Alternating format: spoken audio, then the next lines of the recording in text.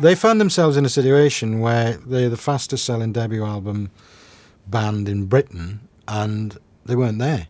You know, within days, they didn't even have time to bask in the glory of that or get smug about it, because they were driving round toilets in the Midwest of America saying, hello, Salt Lake City, and basically starting from scratch again in a huge country.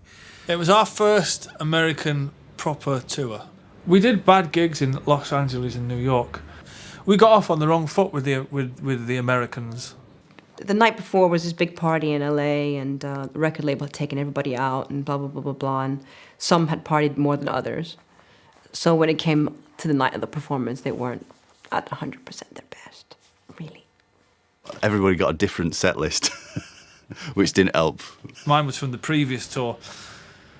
So I was starting these songs, or the band were coming in playing something. I mean, how they didn't know that when I started playing Live Forever, that they would not follow along and they'd just come in and play Rock and Roll Star. It's just like, bunch of fucking clampers.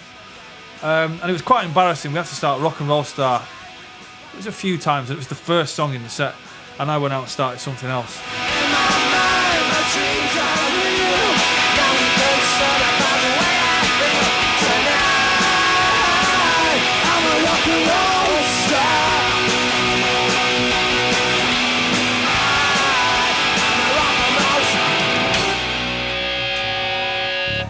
Do what I can for you, you know.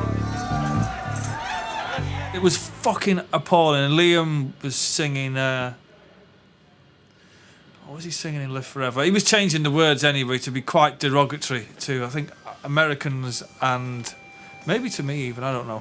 Which I found quite, I mean, typical of him, you know what I mean? Maybe I don't really want to know how you pick your nose, 'cause I just want to fly. So, in the dressing room afterwards, being the way that I was then, I wouldn't have stood for that.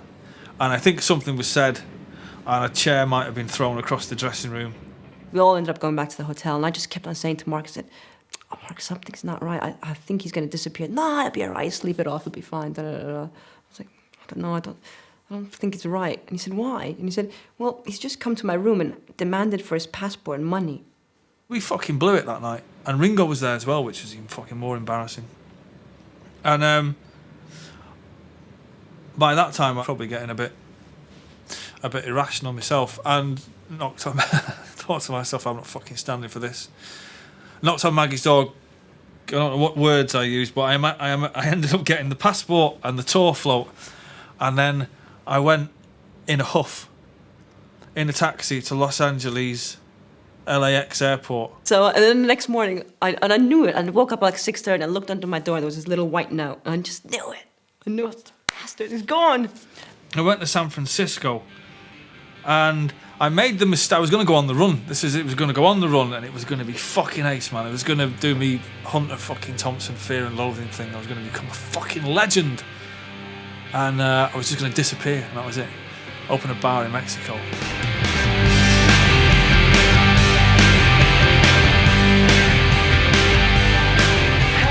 Then from there it was like ensued madness, you know, trying to figure out why he left and da da da da. He got on the plane, disappeared, and we thought, God, that's the end of it, you know. And we tried all means of contacting him, finding him, and, you know, when we do find him, who's going to deal with him? It's like, you know, this is the heavy one. Well, the man to do it was Tim Abbott, you know. I get a phone call, 5:30 in the morning. I made the mistake of phoning somebody to let them know I was all right. 5 hours later, I'm in Gatwick, flying out to Los Angeles, and I was there with the clocks going back, you know, what seemed but a trifle. And walked in the hotel, the Mondrian, where me and Alan used to stop a lot, McGee, and tear it up a bit. And I'd always been on there on really high notes, and there was this broken band, this real battered band, and it was like, oh, it's a joke, innit? Where's the chief? And they've gone, no, he's properly fucked off this time. He kind of left without paying his extras, so I went down and paid his extras and had a look at, because the extras printed out what phone numbers he had last rung. So, so me and Marcus did all investigators. we kind of tracked him down. We knew he went back to San Francisco. And out of the blue, Tim Abbott turns up at this flat in San Francisco. And he tells the story that somebody let him in and he's walking up the stairs and he was expecting me to be lying in a heap in the middle of the floor going, my band, I fucked it up, fucking. And he came in and he said, I was just sat there with a bottle of Jack Daniels. And he went, all right, man. I just went, I'd say all right, what do you do? And he was like, and from that I was like, yeah, fucking fancy going to Las Vegas.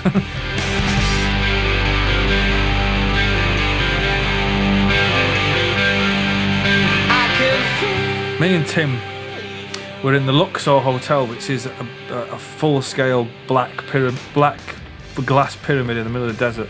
It's supposed to be it's a scale model of the Great Pyramid in Giza. We were on the 654,000th floor, something. And all the room service people were dressed as pharaohs and all that. Fucking fabulous.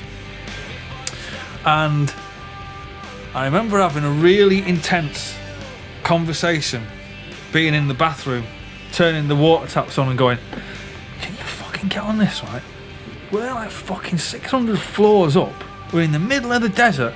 There isn't a fucking reservoir for about, reading in a book, you know, there's no reservoir for 10,000 miles. Get on the water pressure. I live in a fucking top floor flat in India House by a canal in Manchester where it rains, and I turn on my fucking tap and it piddles out like fucking. How does that happen? And the pair of us stood around this tap for what seemed like a good half an hour going, innit, do you know what I mean? It's fucking amazing. It's kind of amazing. I think at that point we decided it's probably best if we went back, finished the tour and got the fuck out of America. I'd found out that he were in Vegas and he were all right and he were coming back at some point. So I knew where he was and I knew that, but I've been told not to tell anyone. So I'm up at the pool sunbathing, drinking cocktails, just generally having a good couple of weeks off, you know what I mean? It's like, you know, here we are in LA, sun's out, whoa, and all the rest were proper still sat around, oh, you know, giving it all that.